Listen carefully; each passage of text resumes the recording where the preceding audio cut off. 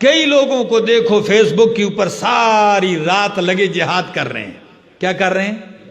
Face بک پہ ساری رات وہ کمبل کے اندر بیٹھ کے جہاد کر رہا ہے.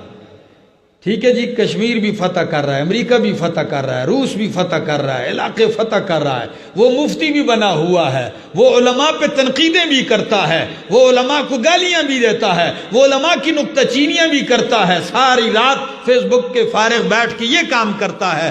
لیکن جب اللہ کے گھر سے اس کو آواز آتی ہے حی علی الصلاۃ، الصلاۃ خیر من النوم، نماز بہتر ہے تیری نیند سے، آ جا کامیابی کی طرف، اللہ کی طرف آ جا، تو یہ سویا ہوا ہوتا ہے، اس کو کوئی پرواہ نہیں ہوتی.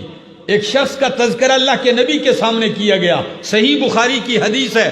فرمایا یا رسول اللہ وہ صبح سورج طلوع ہونے تک سویا رہتا ہے. نبی علیہ السلام نے فرمایا ان الشیطان بال فی اذنہ، اس کے کان میں شیطان نے پیشاب کر دیا ہے.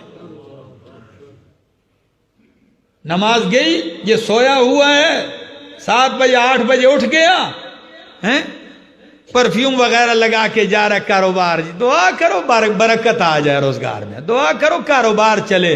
او بھائی جب آپ اتنی پلیتی کی حالت میں خبیث و نفس ہو کے بندہ اٹھے، اس کے ناک میں شیطان رات گزارے، اس کے کانوں میں شیطان پیشاب کر جائے، اس حال میں صبح اٹھے اور وہ کیا مانگے اللہ سے؟ برکت کی دعا مانگے. برکت نہیں، لعنت آئے گی آپ پر.